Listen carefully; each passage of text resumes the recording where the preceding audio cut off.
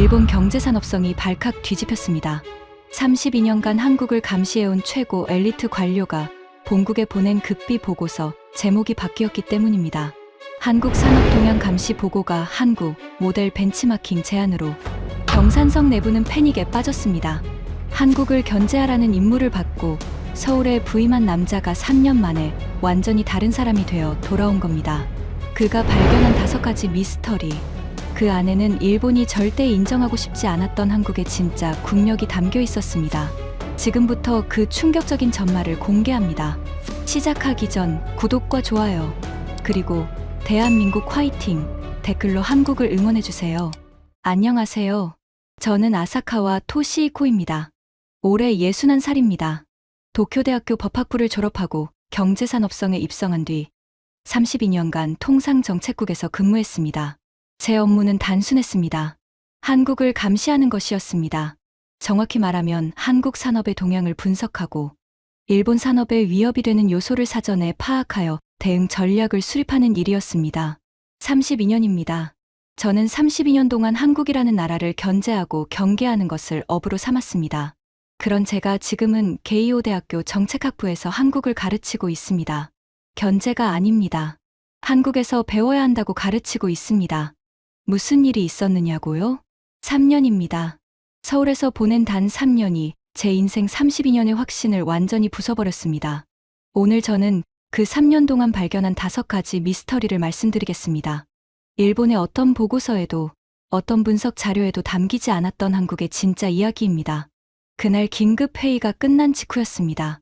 통상정책국 국장 쿠로다 타카시가 저를 불렀습니다. 쿠로다 국장.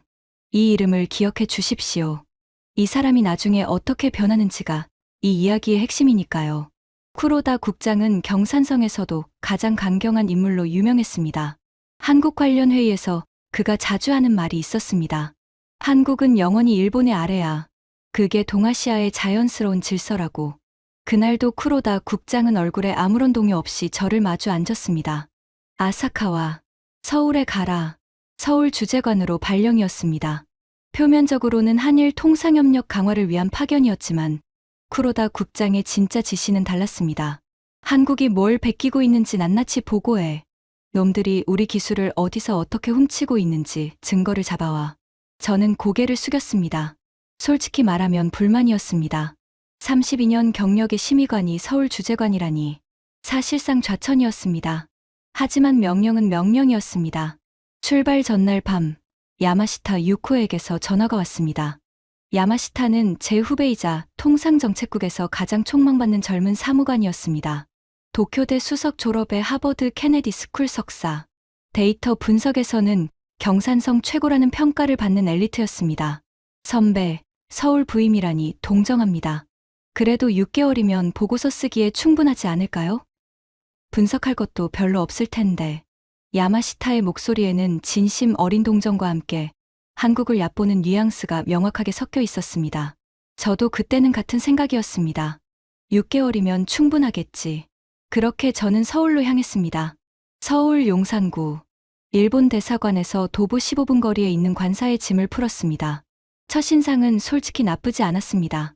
하지만 그것은 도쿄와 비교했을 때의 이야기이고 제 마음속 기준은 여전히 명확했습니다. 일본이 위, 한국이 아래. 그 질서는 흔들리지 않았습니다. 부임 첫날, 대사관 경제부 직원들과 인사를 나눴습니다. 한국 주재 경험이 있는 선임 서기관 하나가 조용히 귀띔했습니다. 아사카와 상, 한국은 겉으로 보는 것과 안이 많이 다릅니다. 선입견을 가지고 오시면 고생합니다. 저는 속으로 웃었습니다. 32년간 한국을 분석한 사람에게 선입견을 조심하라니. 제가 한국에 대해 모르는 게 뭐가 있겠습니까? 한국의 GDP 성장률, 산업구조, 수출 품목별 점유율, 대기업 매출 순위. 숫자로 말하면 저보다 한국을 잘 아는 일본인은 손에 꼽을 겁니다. 하지만 숫자와 현실은 달랐습니다. 그 차이를 깨닫는 데는 정확히 5일이 걸렸습니다. 부임 첫 주, 저는 서울 시내를 돌아다니며 기초 조사를 시작했습니다. 경산성 보고서에 쓸 기본 데이터를 수집하는 일이었습니다. 지하철을 타고 시장을 걷고 산업단지를 방문했습니다. 그 과정에서 이상한 점을 하나 발견했습니다. 용산역 근처 대로변에서 대규모 도로 공사가 진행 중이었습니다. 부임 첫날 택시를 타고 지나갈 때 확실히 봤습니다. 아스팔트가 완전히 뜯겨나가고 대형 장비들이 늘어서 있는 꽤 큰 규모의 공사였습니다. 편도 3차선 도로 전체를 막아놓고 진행하는 수준이었습니다. 그런데 4일 뒤 같은 길을 다시 지나갈 때 저는 택시 안에서 고개를 갸웃거렸습니다. 공사가 끝나 있었습니다. 4일입니다. 편도 3차선 도로 전체를 다시 깔고 차선을 긋고 가드레일까지 새로 세운 작업이 4일 만에 완료된 겁니다. 저는 반사적으로 메모장을 꺼냈습니다. 일본이었다면 이 규모의 도로 공사에 최소 3주에서 한 달은 걸립니다. 안전점검, 주민 설명회, 야간 공사 제한, 소음 규제, 절차만 해도 2주입니다. 택시 기사에게 물었습니다. 저 도로 공사가 언제 시작됐는지 아십니까? 기사가 100m 너머로 저를 힐끗 보더니 아무렇지 않게 대답했습니다. 아, 그거요? 월요일에 시작했으니까 나흘 됐나? 요즘은 그게 빠른 편도 아닌데요. 빠른 편도 아니라고요. 저는 그 말을 수첩에 적으면서 등 뒤로 묘한 서늘함이 지나가는 걸 느꼈습니다. 단순한 도로 공사 하나였습니다. 하지만 32년간 관료로서 훈련된 제 본능이 무언가를 감지하고 있었습니다. 이것은 단순한 속도 차이가 아니다. 그날 밤 관사로 돌아와 노트북을 열었습니다. 본국에 보내는 첫 번째 비공식 보고서를 작성하기 시작했습니다. 제목은 이렇게 적었습니다. 한국 인프라 정비 속도에 관한 예비 관찰. 그리고 이 보고서가 쿠로다 국장의 코웃음을 사게 될 줄은 그때는 전혀 몰랐습니다. 보고서를 보낸 다음 날 쿠로다 국장에게서 답신이 왔습니다. 아사카와 도로 공사 속도를 보고하라고 서울에 보낸 게 아니야. 날림 공사한 거겠지. 한국이 원래 그렇잖아. 쓸데없는 보고 말고 핵심을 잡아. 반도체 기술 유출 동향이나 파악해. 저는 화면을 보며 입술을 꽉 깨물었습니다. 예상한 반응이었지만 그래도 가슴 한쪽이 답답했습니다. 하지만 저는 포기할 수 없었습니다. 왜냐하면 그 도로가 날림 공사가 아니었기 때문입니다. 다음 날 저는 직접 그 도로를 걸어봤습니다. 아스팔트 표면을 손으로 만져봤습니다. 가드레일 볼트를 하나하나 눈으로 확인했습니다. 차선 도색의 두께와 간격을 측정했습니다. 완벽했습니다. 일본 국토교통청 기준으로 검사해도 합격할 수준이었습니다. 빠르면서 정확하다. 이 두 가지가 동시에 성립하는 것은 제 32년 경험에서는 있을 수 없는 일이었습니다. 저는 본격적으로 한국의 속도를 조사하기 시작했습니다. 인천국제공항. 착공에서 개항까지 4년 6개월. 일본의 간사이 국제공항은 같은 규모의 착공부터 개항까지 8년이 걸렸습니다. 그런데 인천공항은 서비스 평가에서 세계공항 중 12년 연속 1위를 차지했습니다. 간사이 공항은 순위권에 이름도 올리지 못했습니다. 심장이 빨라지기 시작했습니다. 잠실 롯데월드타워. 123층, 높이 555m. 착공에서 완공까지 약 6년. 일본에서 비슷한 높이의 건물을 짓는다면 최소 10년에서 12년은 예상해야 합니다. 서울 지하철 9호선 급행.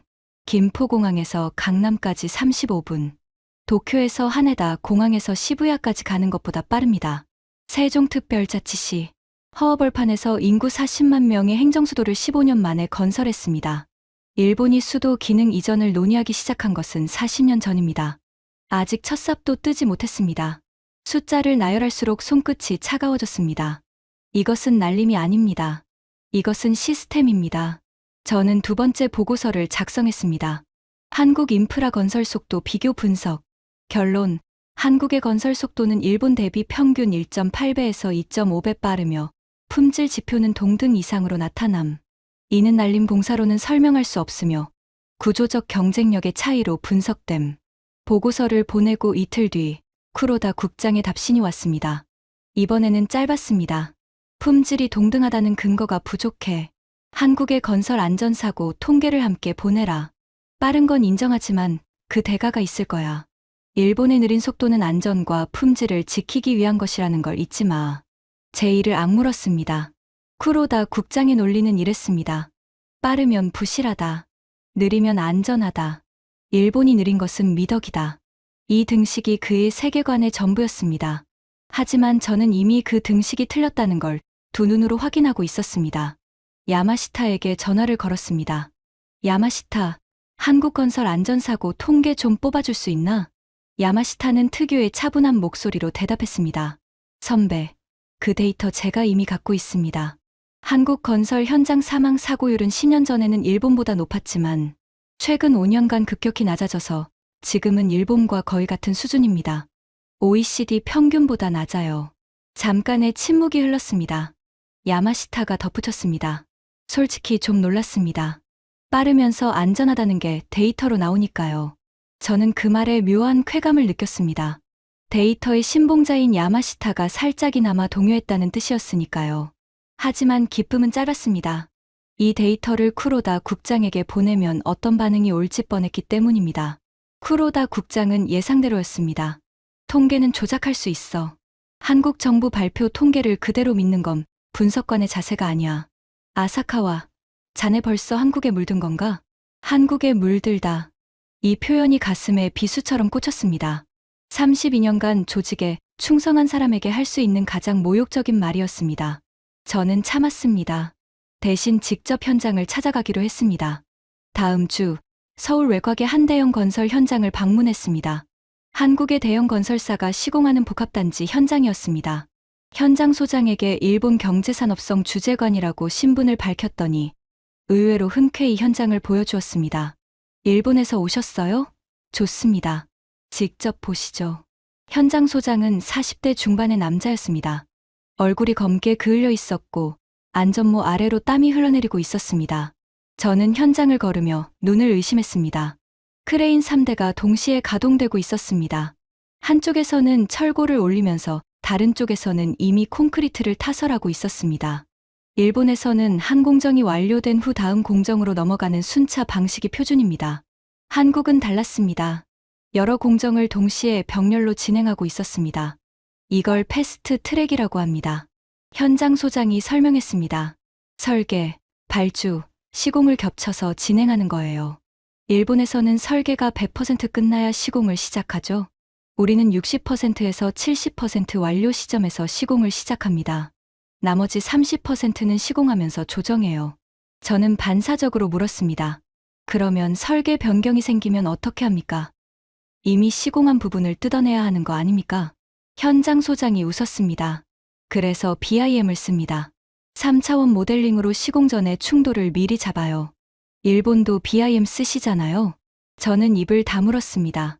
일본도 BIM 기술을 도입하고 있었지만 한국만큼 현장에서 적극적으로 활용하고 있지는 못했습니다. 일본은 BIM을 설계 단계에서만 쓰는 경우가 많았지만 한국은 설계에서 시공, 유지보수까지 전 과정에 쓰고 있었습니다. 현장을 나오면서 현장 소장이 마지막으로 한마디 했습니다. 일본 분들이 항상 물어보는 게 있어요. 왜 이렇게 빠르냐고. 근데 우리한테는 느린 게 더 이상해요. 할 수 있는데 왜 안 해요? 할 수 있는데 왜 안 해? 그 말이 택시를 타고 숙소로 돌아오는 내내 머릿속을 떠나지 않았습니다. 관사에 돌아와 책상에 앉았습니다. 노트북을 열기 전에 한참 동안 천장을 올려다봤습니다. 일본은 왜 안 했을까? 기술이 없어서가 아닙니다. 돈이 없어서도 아닙니다. 일본에는 세계 최고 수준의 건설 기술과 자본이 있습니다. 문제는 다른 곳에 있었습니다. 합의. 일본은 모든 이해관계자의 합의를 거치는데 시간의 대부분을 씁니다. 주민 설명회, 환경 영향평가, 관련 부처 협의, 지자체 승인. 한 건의 도로 공사를 시작하기 위해 거쳐야 할 행정 절차가 수십 단계입니다. 한국도 이런 절차가 없는 것은 아닙니다. 하지만 한국은 절차를 병렬로 처리합니다. 환경평가를 하면서 동시에 설계를 진행하고 주민 설명회를 하면서 발주 준비를 시작합니다. 일본이 하나가 끝나야 다음으로 넘어가는 직렬 방식이라면 한국은 가능한 모든 것을 동시에 돌리는 병렬 방식이었습니다. 이것을 한국 사람들은 빨리빨리라고 불렀습니다. 저는 그 단어를 처음에 부정적인 의미로 이해했습니다. 조급함, 성급함, 날림. 일본에서 빨리빨리는 그런 뉘앙스로 소개되어 왔습니다. 하지만 현장에서 직접 확인한 빨리빨리는 전혀 달랐습니다. 빨리빨리는 조급함이 아니었습니다. 병렬 처리 능력이었습니다. 동시에 여러 가지를 판단하고 실행하는 멀티태스킹, 국가 시스템이었습니다. 세 번째 보고서를 작성했습니다. 이번에는 단순한 속도 비교가 아니라 한국의 속도가 왜 가능한지에 대한 구조적 분석을 담았습니다. 보고서 말미에 이렇게 적었습니다. 한국의 빨리빨리는 단순한 문화적 습관이 아니라 고도로 시스템화된 병렬 처리 체계입니다. 이 구조를 이해하지 못하면 한국의 산업 경쟁력을 정확히 분석할 수 없습니다. 보내기 버튼을 누르면서 손가락이 살짝 떨렸습니다. 쿠로다 국장의 반응이 두려웠기 때문이 아닙니다. 32년간 견고하다고 믿었던 제 확신의 벽에 첫 번째 금이 가고 있었기 때문입니다. 쿠로다 국장의 답시는 다음 날 아침에 왔습니다. 아사카와, 자네 보고서는 분석이 아니라 한국 홍보물 같아. 병렬 처리. 그건 안전을 무시한 도박이야. 우리가 느린 게 아니라 신중한 거야. 더 이상 건설 이야기하지 말고 본업에 집중해. 노트북 화면을 내려다보면서 제 손이 주먹을 쥐고 있다는 걸 알았습니다. 하지만 포기할 수 없었습니다. 서울의 하늘 아래에서 제가 본 것들은 경산성의 어떤 보고서에도 담겨 있지 않은 현실이었으니까요. 그리고 이것은 시작에 불과했습니다. 빨리빨리보다 훨씬 더 큰 충격이 저를 기다리고 있었습니다. 어느 날 밤 10시 서울 대치동 학원가의 불빛을 처음 마주했을 때 저는 진심으로 등골이 서늘해졌습니다. 서울에 부임한 지 2달째 되던 어느 날 밤이었습니다. 대사관에서 야근을 마치고 택시를 탔습니다. 밤 10시가 넘은 시간이었습니다. 택시가 강남구 대치동을 지나갈 때였습니다. 차창 밖으로 이상한 풍경이 눈에 들어왔습니다. 건물마다 불이 환하게 켜져 있었습니다. 처음에는 오피스 빌딩인 줄 알았습니다. 야근하는 회사원들이 많은 거겠지. 도쿄 마루노우치도 밤 10시면 불이 환합니다. 그런데 자세히 보니 건물 간판에 적힌 글자들이 눈에 들어왔습니다. 수학, 영어, 과학, 논술, 학원이었습니다. 밤 10시가 넘은 시간에 건물 전체가 학원으로 가득 찬 거리가 대낮처럼 환하게 빛나고 있었습니다. 택시를 세웠습니다. 차에서 내려 골목으로 들어갔습니다. 한 건물 1층 유리창 너머로 안을 들여다봤습니다. 교복을 입은 학생들이 빼곡하게 앉아 문제를 풀고 있었습니다. 중학생으로 보이는 아이들이었습니다. 밤 10시에 강사가 칠판에 수식을 적으며 열강하고 있었고 학생들의 눈빛은 졸린 기색 없이 초롱초롱했습니다. 옆 건물로 갔습니다. 여기도 학원이었습니다. 이번에는 고등학생들이었습니다. 노트에 빠르게 펜을 움직이는 손이 창문 너머로 보였습니다. 그 위층도 학원, 그 옆 건물도 학원이었습니다. 골목 끝까지 걸었습니다. 한 블록 전체가 학원이었습니다. 밤 10시가 넘은 시간에 수백 명의 학생들이 공부하고 있었습니다. 등골이 서늘해졌습니다. 이것은 제가 아는 어떤 나라에서도 본 적 없는 광경이었습니다. 도쿄에도 학원은 있습니다. 주쿠라고 부릅니다.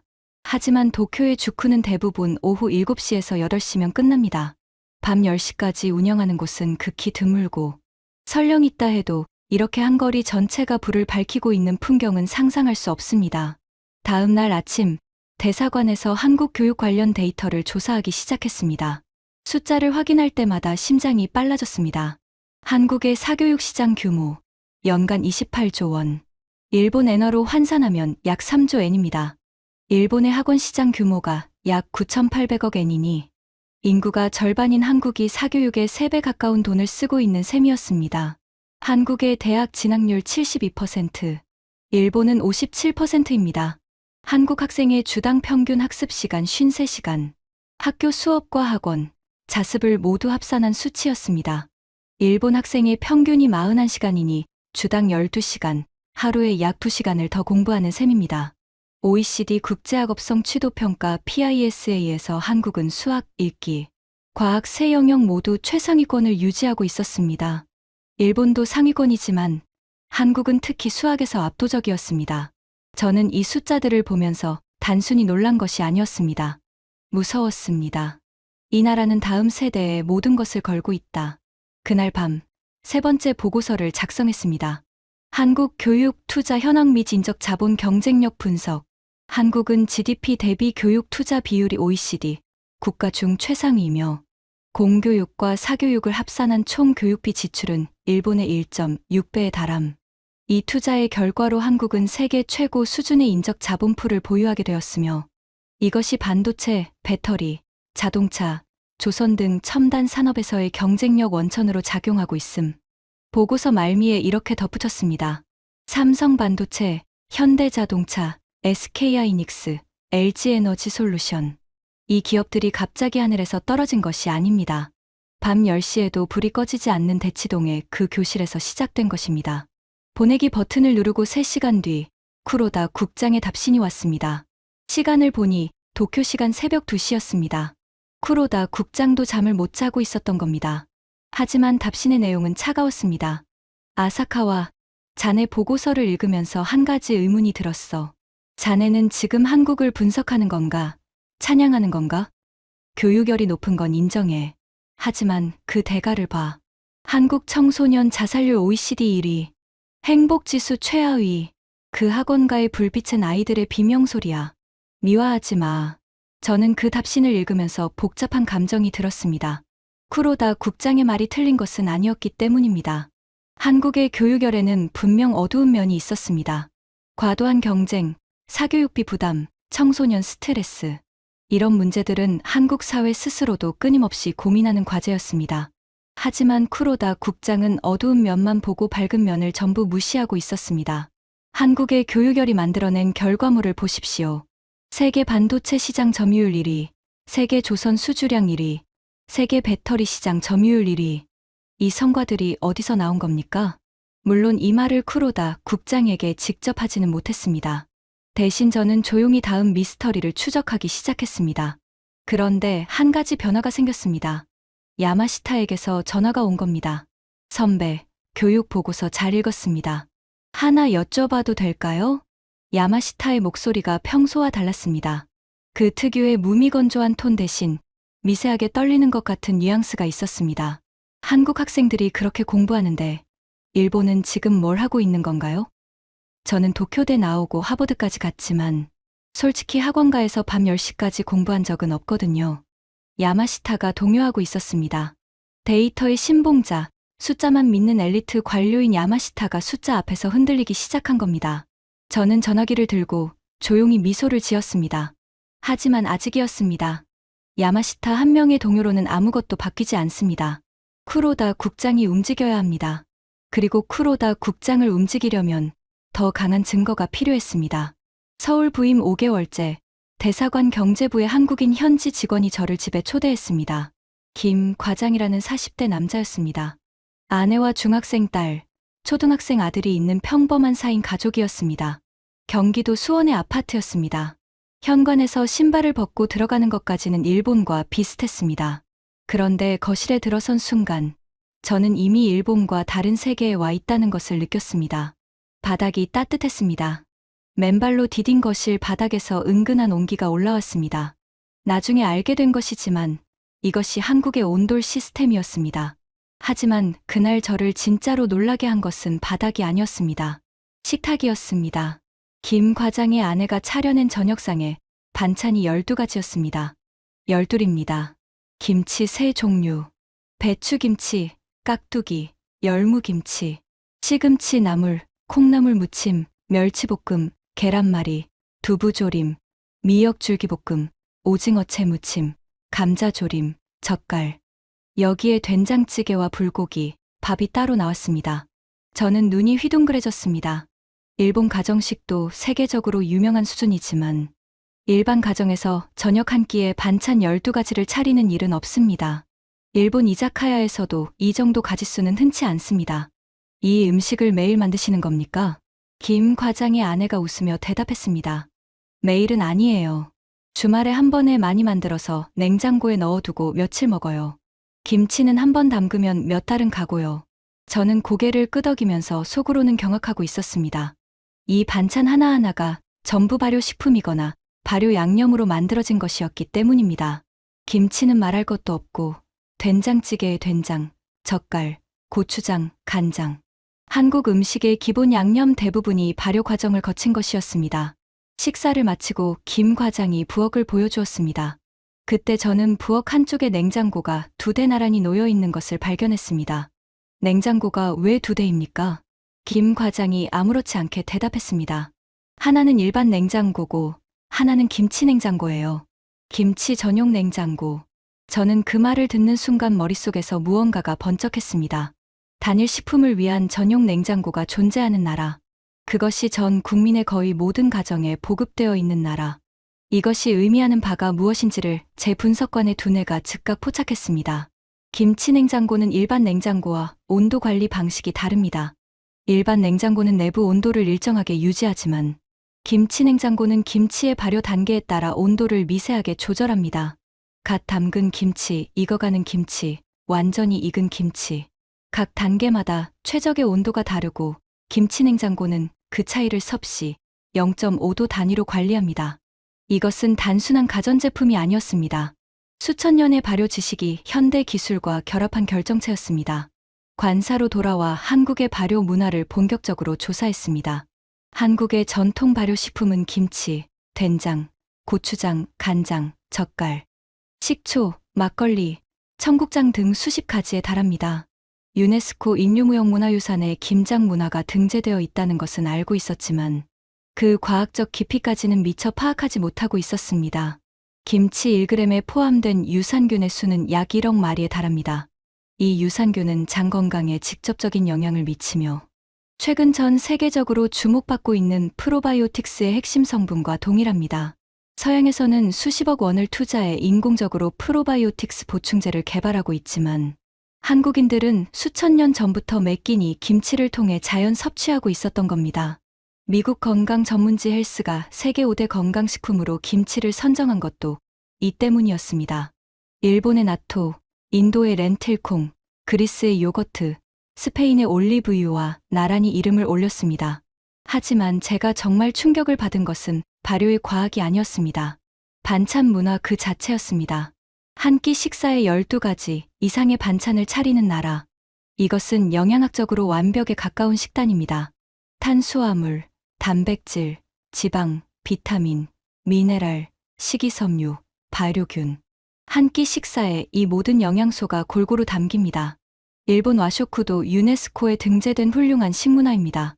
하지만 일본 가정식은 보통 메인 요리 하나에 된장국, 밥, 절임 반찬 하나 정도입니다. 한국처럼 한 끼에 10가지 이상의 부찬을 차리는 문화는 세계적으로 유례가 드뭅니다. 다음 주, 주한 독일 대사관 경제참사관 슈미트 씨와 점심을 함께 했습니다. 한국 식당에서 백반을 먹으며 이야기를 나눴습니다. 슈미트 씨, 한국 음식에 대해 어떻게 생각하십니까? 슈미트 씨가 젓가락으로 김치를 집으며 활짝 웃었습니다. 아사카와 상, 솔직히 말하면 저는 한국 음식에 완전히 중독됐습니다. 베를린에서는 매일 감자와 소시지를 먹었는데 여기서는 매 끼 다른 반찬이 나오잖아요. 제 아내가 한국 요리를 배우기 시작했어요. 귀국하면 독일에서도 한국식으로 먹겠다고 합니다. 슈미트 씨가 숟가락으로 된장찌개를 떠먹으며 덧붙였습니다. 그리고 놀라운 게 있어요. 이 식당 백반이 8,000원이잖아요.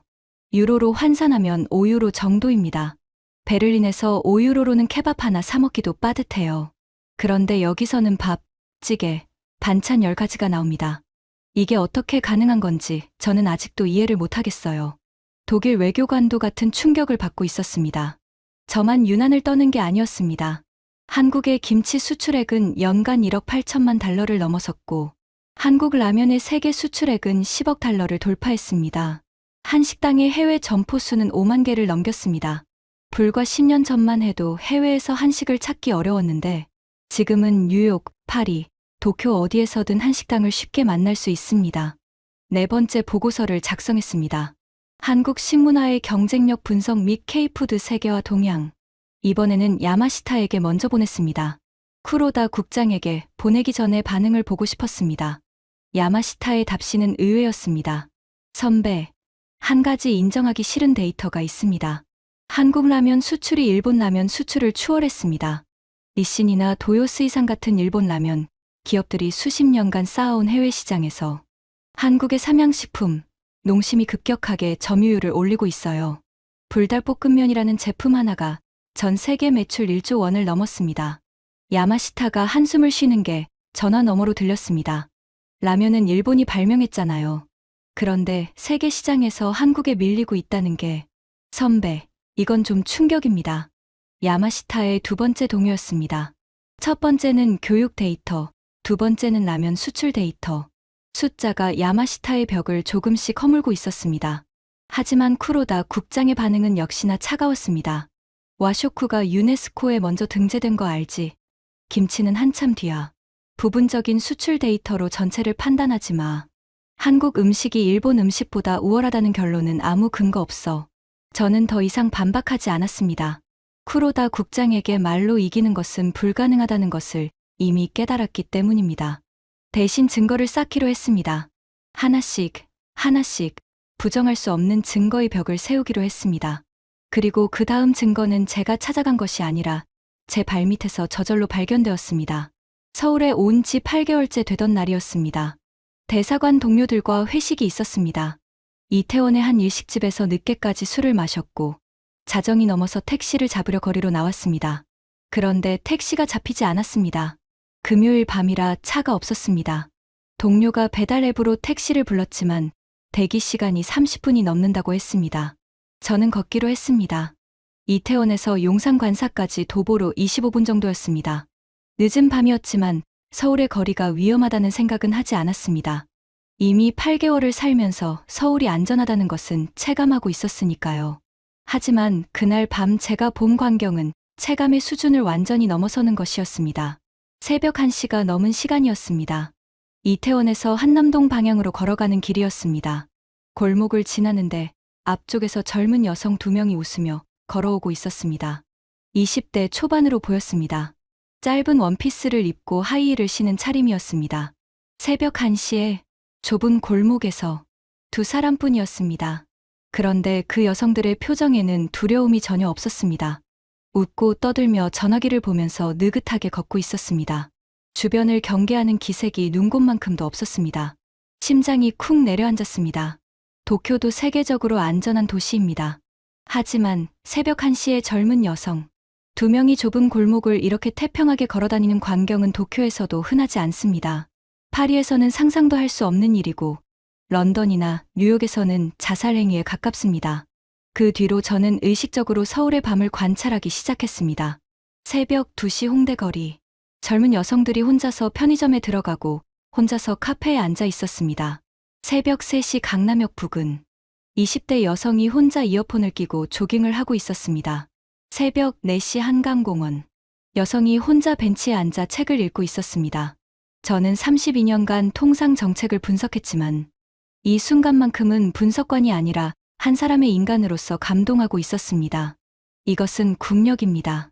치안은 단순히 경찰력의 문제가 아닙니다. 사회 전체의 신뢰 수준, 범죄에 대한 사회적 합의, 시민의식, 인프라 투자. 이 모든 것이 결합되어야만 새벽 3시에 여성이 혼자 거리를 걸을 수 있는 사회가 만들어집니다. 데이터를 조사했습니다. 한국의 살인 사건 발생률. 인구 10만 명당 0.6건. OECD 국가 중 최하위 수준입니다. 미국이 6.3건, 프랑스가 1.3건, 독일이 0.8건, 일본이 0.3건으로 한국보다 낮지만 일본은 강력범죄 인지건수 자체가 줄어드는 추세인 반면 체감 안전도 조사에서는 한국이 일본과 비슷하거나 앞서는 결과가 나오고 있었습니다. 한국의 CCTV 설치 대수 전국 약 150만 대. 인구 대비 CCTV 밀도는 세계 최상위입니다. 서울 시내에서는 사실상 사각지대가 없다고 봐도 과언이 아닙니다. 경찰 출동 평균 소요 시간 4분 37초. 미국 대도시 평균이 7분에서 11분, 영국 런던 평균이 9분인 것을 감안하면 압도적으로 빠릅니다. 하지만 숫자보다 더 강력한 증거는 제가 직접 목격한 그 풍경이었습니다. 새벽 2시 서울의 골목에서 웃으며 걸어가던 그 2 여성의 표정. 그 표정에 담긴 것은 안전에 대한 확신이었습니다. 그 확신은 하루아침에 만들어지는 것이 아닙니다. 주한 프랑스 문화원장 뒤퐁 씨를 만난 것은 그 직후였습니다. 대사관 리셉션에서 우연히 옆자리에 앉게 되었습니다. 뒤퐁 씨는 파리에서 20년을 살다가 서울에 부임한 지 2년째라고 했습니다. 치안 이야기를 꺼내자 뒤퐁 씨가 고개를 세차게 끄덕였습니다. 아사카와 상, 솔직히 말하겠습니다. 저는 서울에 와서 처음으로 밤에 걱정 없이 산책할 수 있게 되었어요. 파리에서는 밤 9시 이후에 혼자 메트로를 타는 건 용기가 필요한 일입니다. 여기서는 새벽에도 혼자 걸어 다닐 수 있어요. 제 딸이 파리에서는 절대 혼자 안 나갔는데 서울에서는 밤 11시에 친구 만나러 혼자 나갑니다. 그게 부모로서 얼마나 편한 건지 아십니까? 프랑스 외교관의 증언, 독일 외교관의 증언, 그리고 32년 경력 일본 관료인 제 눈으로 직접 확인한 현장. 5번째 보고서를 올렸습니다. 한국 사회 치안 인프라 분석 및 체감 안전도 국제 비교. 한국의 치안 수준은 객관적 데이터와 주관적 체감 양 측면에서 세계 최상위이며, 이는 사회적 신뢰 자본의 축적, 첨단 기술 기반 치안 인프라, 신속한 경찰 대응 체계가 복합적으로 작용한 결과임. 쿠로다 국장의 답신은 3일이 지나서야 왔습니다. 평소보다 늦었습니다. 치안은 인정한다. 하지만 그것과 산업 경쟁력은 별개야. 내가 서울에 간 건 한국의 밤거리를 취재하라는 게 아니야. 본업에 집중해. 저는 그 답신을 3번 읽었습니다. 치안은 인정한다. 쿠로다 국장이 처음으로 한국의 무언가를 인정한 순간이었습니다. 짧고 마지못한 인정이었지만 32년간 한국을 한 번도 인정하지 않았던 사람의 입에서 나온 말이었습니다. 벽에 금이 가기 시작했습니다. 서울 부임 11개월째 예상치 못한 일이 벌어졌습니다. 쿠로다 국장이 직접 서울에 온다는 연락이 왔습니다. 명목은 한일 통상정책협의였지만 진짜 이유는 달랐습니다. 제가 보낸 보고서 5편이 경산성 내부에서 소문이 나기 시작한 겁니다. 다른 부서 관료들이 보고서를 회람하면서 한국 정말 이렇게 변했어. 아사카와 심의관이 과장하는 거 아니야 하는 이야기가 돌았고, 쿠로다 국장으로서는 직접 확인하지 않으면 자기 입장이 곤란해지는 상황이었습니다. 쿠로다 국장의 진짜 의도는 명확했습니다. 직접 가서 아사카와의 보고서가 과장이라는 걸 증명하겠다. 쿠로다 국장이 인천공항에 도착한 것은 11월 초 화요일 오후였습니다. 저는 공항에서 마중을 나갔습니다. 입국장 게이트에서 나오는 쿠로다 국장의 첫 마디가 아직도 생생합니다. 아사카와 공항이 깨끗하긴 하네. 하지만 간사이 공항도 이 정도야. 저는 대답하지 않았습니다. 굳이 말로 반박할 필요가 없었습니다. 이 사람이 서울에서 며칠을 보내면 알게 될 테니까요. 공항에서 서울까지 공항철도를 탔습니다. 쿠로다 국장은 창밖을 보면서 아무 말 없이 있었습니다. 서울역에 도착해서 지하철로 환승하는 순간 쿠로다 국장의 표정이 미세하게 변했습니다. 이 환승 시스템은 꽤 편리하군. 저는 속으로 카운트를 시작했습니다. 하나. 호텔에 짐을 풀고 바로 일정을 시작했습니다. 첫 번째는 강남 코엑스 주변 시찰이었습니다. 한국의 첨단 상업시설과 디지털 인프라를 보여주기 위한 코스였습니다. 코엑스몰 지하에 들어서자마자 쿠로다 국장의 발걸음이 느려졌습니다. 별마당 도서관이었습니다. 높이 13m의 거대한 서가에 7만 권의 책이 꽂혀 있는 공공도서관이 쇼핑몰 한복판에 있었습니다. 쇼핑몰 안에 도서관이라니 독특하긴 하군. 다음으로 편의점에 들렀습니다. 한국의 편의점 밀도는 인구 대비 세계 2위입니다. 서울 시내에서는 50m마다 편의점이 있다고 해도 과언이 아닙니다.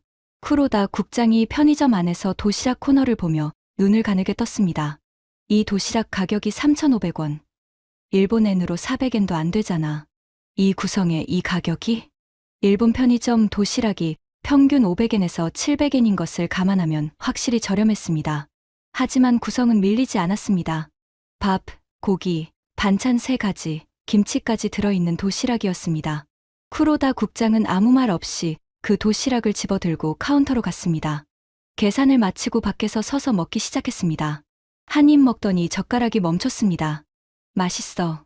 작은 목소리였지만 저는 놓치지 않았습니다. 둘. 그날 오후 배달 문화를 보여주었습니다. 호텔 로비에서 앱으로 치킨을 주문했습니다. 주문 후 18분 만에 따끈따끈한 치킨이 도착했습니다. 쿠로다 국장이 시계를 확인했습니다. 18분. 주문하고 18분이면 뜨거운 음식이 오는 건가? 도쿄에서도 우버이츠가 있지만 평균 배달 시간은 35분에서 45분입니다.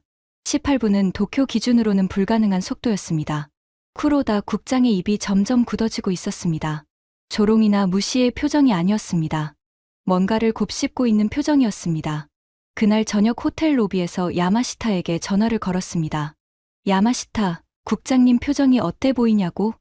처음 보는 얼굴을 하고 계셔. 야마시타가 전화 너머로 물었습니다. 어떤 표정인데요? 입을 꽉 다물고 눈이 좁아졌어. 32년간 같이 일하면서 이런 표정은 처음 본다. 야마시타가 잠시 침묵하더니 말했습니다. 그건 인정하기 싫은데 인정할 수밖에 없을 때 국장님이 짓는 표정 아닌가요? 저는 전화기를 들고 웃었습니다. 야마시타도 변하고 있었습니다. 다음 날 아침 호텔 조식 자리에서 쿠로다 국장이 먼저 말을 꺼냈습니다. 아사카와 어젯밤에 혼자 명동을 걸어봤어. 제 손에 들린 커피잔이 멈췄습니다. 새벽 1시쯤이었어. 호텔에서 잠이 안 와서 나갔는데 저는 숨을 멈추고 다음 말을 기다렸습니다. 쿠로다 국장이 창밖을 바라보며 천천히 말을 이었습니다. 여자들이 혼자 걸어다니더라. 새벽 1시에 술 취한 사람들도 있었는데 아무도 시비를 걸지 않았어. 경찰차가 한 대도 안 보이는데 아무 일도 안 일어나더라. 쿠로다 국장이 커피잔을 내려놓았습니다. 도쿄의 시부야에서도 새벽에 이 정도로 평화롭지는 않아. 저는 가슴이 쿵쿵거렸습니다. 32년간 한국을 한 번도 인정하지 않았던 사람의 입에서 나오는 말이었습니다. 하지만 쿠로다 국장은 역시 쿠로다 국장이었습니다. 인정하기 싫지만 치안 하나는 인상적이야. 하지만 그게 전부라면 관광지 홍보 수준이야. 산업 경쟁력과는 별개의 문제야. 목소리는 여전히 단단했지만 눈은 흔들리고 있었습니다. 저는 그 눈의 흔들림을 놓치지 않았습니다. 인정하기 싫지만. 이 말이 핵심이었습니다. 싫지만 인정한다. 쿠로다 국장의 벽에 명확한 금이 가고 있었습니다. 그날 일정은 한국의 디지털 인프라 시찰이었습니다. 정부종합청사를 방문해 전자정부 시스템을 보여주었습니다. 한국의 전자정부 지수, UN 전자정부 평가에서 한국은 수년간 세계 1위와 2위를 오가고 있습니다. 주민등록, 납세, 각종 민원 처리가 전부 온라인으로 가능합니다. 일본에서 아직도 도장을 찍고 종이 서류를 제출해야 하는 행정 절차가 한국에서는 스마트폰 터치 몇 번으로 끝납니다. 안내를 맡은 한국 공무원이 태블릿 화면을 보여주며 설명했습니다. 이 시스템으로 국민 한 사람이 평균 연간 36시간의 행정 처리 시간을 절약합니다. 인구 5,100만 명 기준으로 연간 약 18억 시간의 생산성 향상 효과가 있습니다. 쿠로다 국장이 그 숫자를 수첩에 적었습니다. 적는 순간 펜이 살짝 멈칫하는 것을 저는 봤습니다. 오후에는 삼성전자 서초사옥 인근을 지나갔습니다. 쿠로다 국장이 차창 밖으로 거대한 삼성 로고를 올려다봤습니다. 아사카와 삼성의 올해 매출이 얼마지? 약 302조 원입니다. 일본 엔으로 약 34조 엔입니다. 쿠로다 국장이 입술을 깨물었습니다. 소니, 파나소닉, 히타치, 도시바, NEC. 일본 전자업계 상위 5개사의 매출을 합쳐도 삼성 하나를 넘지 못한다는 것을 쿠로다 국장도 알고 있었습니다. 저녁에 호텔로 돌아온 쿠로다 국장이 로비 소파에 앉더니 한참 동안 아무 말이 없었습니다. 5분쯤 지났을까? 쿠로다 국장이 무거운 입을 열었습니다. 아사카와 내일 일정을 바꾸자. 무슨 말씀이십니까? 쿠로다 국장이 저를 똑바로 쳐다봤습니다. 그 눈에 처음 보는 빛이 있었습니다. 오만도 아니고 냉소도 아니고 호기심이었습니다. 한국의 제조업 현장을 직접 보고 싶어. 공장, 진짜 물건을 만드는 곳, 배치해 줄 수 있나? 제 심장이 터질 것 같았습니다. 쿠로다 국장이 자발적으로 한국을 더 보겠다고 한 겁니다. 아사카와의 보고서가 과장이라는 것을 증명하러 왔던 사람이 하루 만에 더 보고 싶다고 말한 겁니다. 가능합니다. 경기도에 자동차 부품 산업단지가 있습니다. 쿠로다 국장이 고개를 끄덕이고 엘리베이터를 향해 걸어갔습니다. 등이 보이지 않을 때까지 저는 로비에 서서 그 뒷모습을 바라봤습니다. 방에 돌아와 야마시타에게 메시지를 보냈습니다. 내일 국장님과 경기도 산업단지를 간다. 국장님이 직접 요청하셨다. 야마시타의 답이 1분도 안 되어 왔습니다. 선배, 그게 정말입니까? 국장님이 직접요? 32년간 한국 출장에서 공장을 보겠다고 한 건 처음 아닌가요? 처음이야. 야마시타. 저는 메시지를 보내고 창밖을 내다봤습니다. 서울의 야경이 펼쳐져 있었습니다. 남산타워의 불빛이 어둠 속에서 빛나고 있었습니다. 32년이었습니다. 32년간 한국을 견제하는 것이 제 업무였고, 한국은 영원히 일본의 아래라는 것이 제 확신이었습니다. 그 확신의 벽에 금이 가기 시작한 건 서울에 온 지 5일째였습니다. 그리고 11개월이 지난 지금, 쿠로다 국장의 벽에도 금이 가기 시작했습니다. 하지만 아직이었습니다. 쿠로다 국장은 인정하기 싫지만이라는 단서를 붙이고 있었습니다. 치안은 인정하지만 나머지는 과장이야. 이 사람의 벽을 완전히 무너뜨리려면 뭔가 결정적인 것이 필요했습니다. 숫자가 아닌 것. 데이터가 아닌 것, 논리로 반박할 수 없는 것, 그것이 무엇인지 저는 다음 날 경기도의 그 작은 산업단지에서 발견하게 됩니다. 그리고 그것은 이 이야기의 5번째이자 마지막 미스터리였습니다. 다음 날 아침, 경기도 화성시의 한 자동차 부품 산업단지로 향했습니다. 대기업 협력사들이 모여있는 중소기업 밀집 지역이었습니다. 쿠로다 국장은 차 안에서 창밖을 내다보며 아무 말이 없었습니다.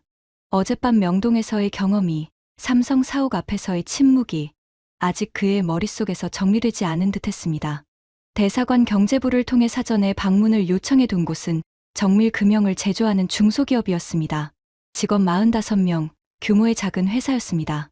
현대자동차와 기아의 2차 협력사로 엔진 부품에 들어가는 정밀 금형을 만드는 곳이었습니다. 공장 입구에서 사장이 직접 마중을 나왔습니다. 박 사장이라고 했습니다. 60대 초반으로 보이는 남자였습니다. 작업복 위에 점퍼를 걸치고 있었고 손이 기름때로 거칠었습니다. 직접 현장에서 일하는 사장이었습니다. 일본에서 오셨다고요? 반갑습니다. 어서 오십시오. 박 사장의 표정에는 경계심이 전혀 없었습니다. 일본 경제산업성 관료가 자기 공장을 보러 왔다는데 아무런 긴장 없이 환하게 웃고 있었습니다. 쿠로다 국장이 살짝 당황한 기색이었습니다. 공장 안으로 들어갔습니다. 쿠로다 국장의 눈이 즉각 달라졌습니다. 32년간 통상 정책을 다룬 사람답게 공장의 수준을 한눈에 파악하는 눈이 있었습니다. CNC 가공기 12대가 가동 중이었습니다. 쿠로다 국장이 가공기 하나에 다가가 가공 중인 부품을 자세히 들여다봤습니다. 공차가 얼마입니까? 박 사장이 대답했습니다. 마이크로미터 5 이내입니다. 납품처 요구가 10인데 저희는 항상 절반으로 맞춥니다. 쿠로다 국장의 눈썹이 미세하게 올라갔습니다. 마이크로미터 5는 머리카락 굵기의 20분의 1입니다. 직원 45명짜리 중소기업이 이 수준의 정밀도를 유지하고 있다는 것은 일본의 같은 규모 기업과 비교해도 전혀 뒤지지 않는 수준이었습니다. 견학이 끝나갈 무렵이었습니다. 박 사장이 느닷없이 이렇게 말했습니다. 점심때가 됐는데 식사하고 가시죠. 쿠로다 국장이 손사래를 쳤습니다. 아닙니다. 괜찮습니다. 시간을 많이 뺏었으니 이만 가보겠습니다. 박 사장이 고개를 저었습니다.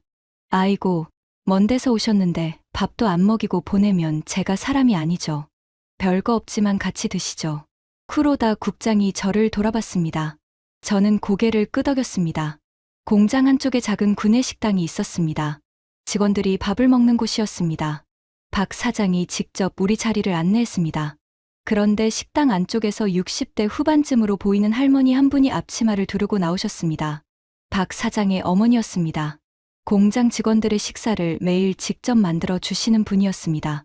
할머니가 우리를 보더니 얼굴에 환한 미소를 지으셨습니다. 어머, 손님이 오셨네. 잠깐만요. 금방 차려드릴게요. 5분도 지나지 않아 밥상이 나왔습니다. 하얀 쌀밥, 김이 모락모락 나는 된장찌개, 배추김치, 깍두기, 시금치나물, 멸치볶음, 계란말이, 고등어구이. 할머니가 쿠로다 국장 앞에 밥그릇을 놓으며 말씀하셨습니다. 일본에서 오셨다면서요? 먼 데서 오셨으니 따뜻한 거 드셔야죠.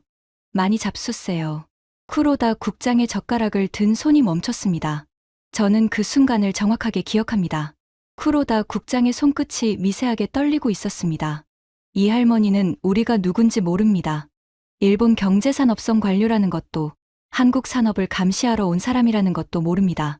그냥 먼 데서 온 손님에게 따뜻한 밥을 차려주고 있었습니다. 쿠로다 국장이 된장찌개를 한 숟갈 떠서 입에 넣었습니다. 그리고 숟가락이 다시 멈췄습니다. 쿠로다 국장의 눈이 붉어지고 있었습니다. 저는 숨을 멈췄습니다. 32년을 함께 일하면서 쿠로다 국장이 감정을 보인 적은 단 한 번도 없었습니다. 냉철하고 단단하고 절대 흔들리지 않는 사람이었습니다. 한국을 무시하는 것도 부하를 몰아세우는 것도 전부 감정이 아닌 확신에서 나오는 행동이었습니다. 그런 사람이 된장찌개 한 숟갈에 눈이 붉어지고 있었습니다. 식사가 끝났습니다.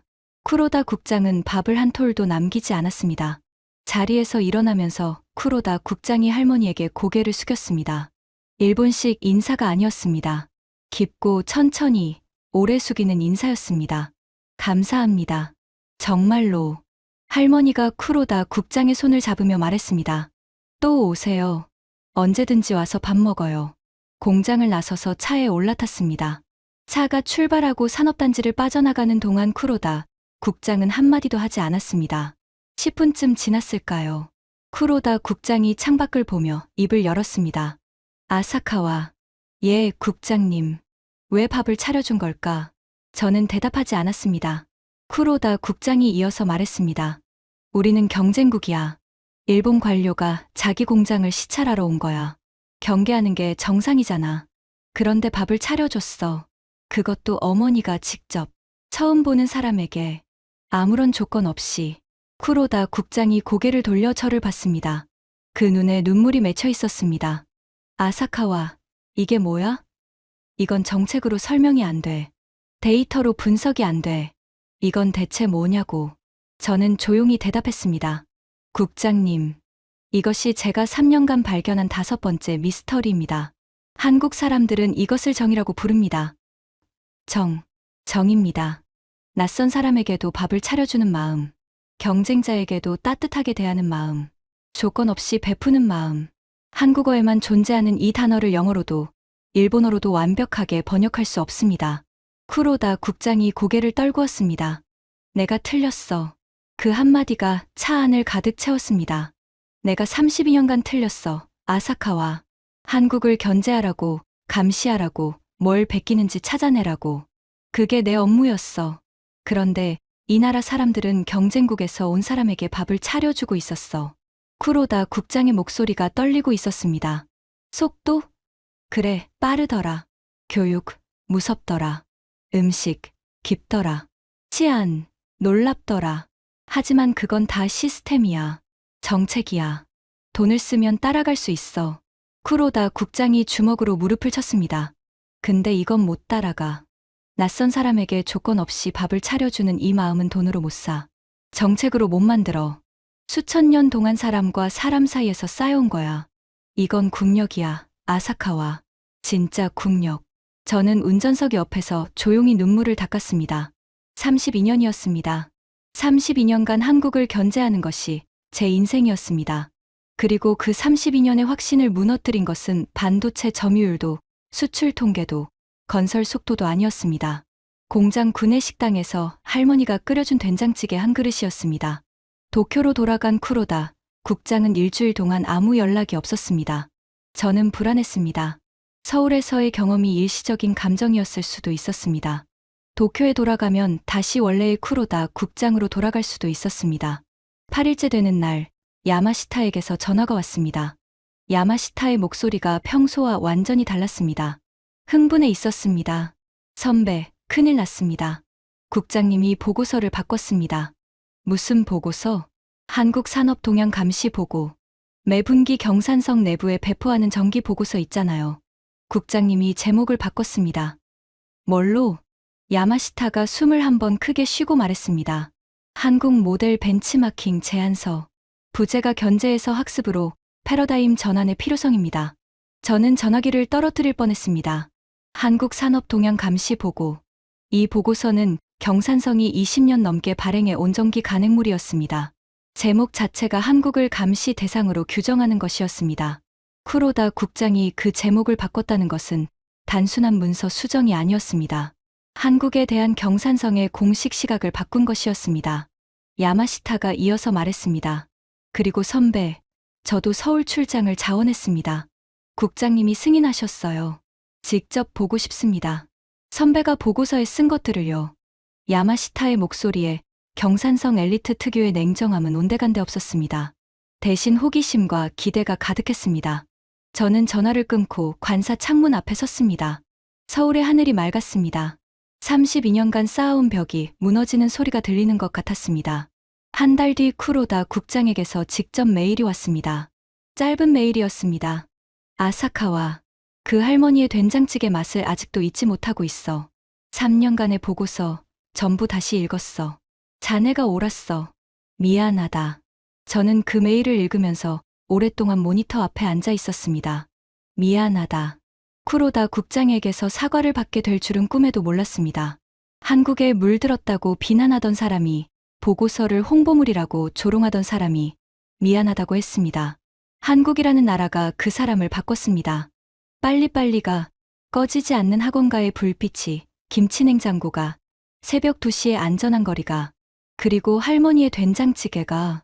저는 지금 게이오 대학교 정책학부에서 한국학 특별 강의를 하고 있습니다.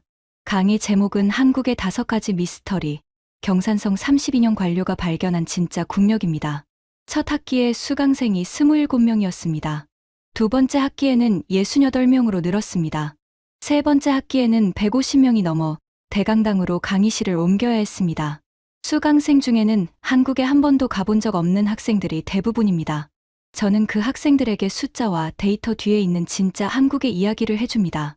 빨리빨리가 날림이 아니라 병렬 처리 시스템이라는 것을, 밤 10시 학원가의 불빛이 다음 세대에 대한 투자라는 것을, 김치냉장고가 수천 년 발효 지혜의 결정체라는 것을, 새벽 2시에 여성이 혼자 걸을 수 있다는 것이 진짜 국력이라는 것을, 그리고 낯선 사람에게 조건 없이 밥을 차려주는 정이라는 감정이 어떤 산업 정책보다 강력한 경쟁력이라는 것을. 강의를 마치면 학생들이 질문을 합니다. 가장 많이 받는 질문이 있습니다. 교수님, 한국에 가고 싶은데 어떻게 하면 될까요? 저는 그때마다 웃으며 대답합니다. 가세요. 그리고 한국 사람이 차려주는 밥을 꼭 먹어보세요. 그 밥 한 끼가 여러분의 한국에 대한 생각을 완전히 바꿔놓을 겁니다. 쿠로다 국장은 지금 퇴직했습니다. 가끔 연락이 옵니다. 얼마 전에는 이런 메시지를 보내왔습니다. 아사카와 아내와 서울 여행을 다녀왔어. 화성의 그 공장에 다시 갔더니 할머니가 기억하시더라. 또 왔어요? 밥 먹고 가세요 하시면서. 아내가 울더라. 저는 그 메시지를 읽으면서 또 눈물이 났습니다. 야마시타는 서울 출장 이후 한국어를 배우기 시작했습니다. 경산성 퇴직 후에는 한국 기업 컨설팅 회사를 차리겠다고 합니다. 한국을 통계로만 판단하던 엘리트가 한국을 직접 경험한 뒤 인생의 방향을 바꾼 겁니다. 오늘 제가 이 이야기를 하는 이유는 하나입니다. 한국이라는 나라의 진짜 국력은 반도체 점유율에도, 수출 순위에도, GDP 순위에도 있지 않습니다. 빨리빨리라는 이름의 시행력에, 꺼지지 않는 교실의 불빛에, 냉장고 안에 저장된 수천 년의 지혜에, 새벽에도 안전한 거리에, 그리고 낯선 이에게 건네는 된장찌개 한 그릇에 있습니다. 5가지 미스터리의 공통점은 사람이었습니다. 한국의 진짜 경쟁력은 기술이 아니라 사람이었습니다. 32년간 한국을 견제했던 남자가 지금은 한국을 가르치고 있습니다. 견제가 존경이 되었습니다. 감시가 배움이 되었습니다. 그리고 그 변화의 시작은 공장 구내식당에서 할머니가 끓여준 된장찌개 한 그릇이었습니다. 저는 앞으로도 이 이야기를 계속할 것입니다. 일본의 젊은 세대에게 한국의 진짜 모습을 전하는 것이 제 남은 인생의 일이 될 것입니다. 지금까지 일본 경제산업성 32년 엘리트 관료가 서울에서 발견한 5가지 미스터리였습니다. 대한민국의 진짜 국력을 더 많은 분들이 알 수 있도록 이 이야기를 널리 공유해 주세요. 작은 공유가 큰 자부심이 됩니다. 구독과 좋아요도 부탁드립니다. 지금까지 터칭 스토리였습니다. 감사합니다.